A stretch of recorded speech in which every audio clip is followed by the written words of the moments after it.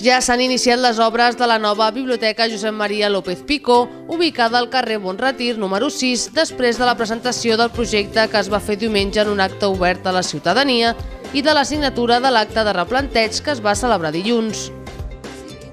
Hem treballat molt, sobretot des de la Regidoria de Cultura, per tal de poder donar-li una nova vida i una nova vida amb aquest espai i que a més sigui un espai municipal.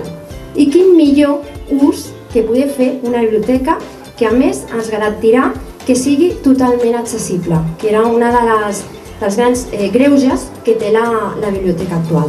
La nova biblioteca comptarà amb una superfície útil de 320 metres quadrats, distribuïts en 2 aules, zona de revistes, zona infantil i amb un pati exterior de 220 metres quadrats per a activitats diverses.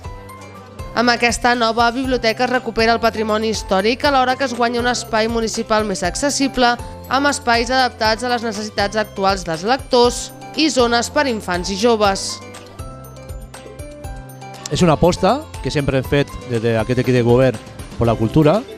Hem trigat, sobretot es triga, aquí en el tema administratiu, per el tema dels temps i dels períodes, hem trigat molt, però la veritat, ara al final ja començarem aquest dilluns amb l'obra per la modificació, per reestructurar aquest espai i que sigui una biblioteca nostra, que serà transitòria, com comentava abans l'alcaldessa, serà transitòria per a la futura biblioteca que serà la fàbrica del cotó.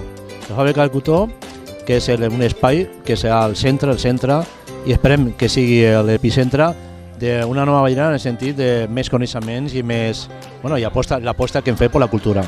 El pressupost d'adjudicació de les obres és de 157.000 euros i el pressupost pel mobiliari, senyalística i material informàtic de 43.800.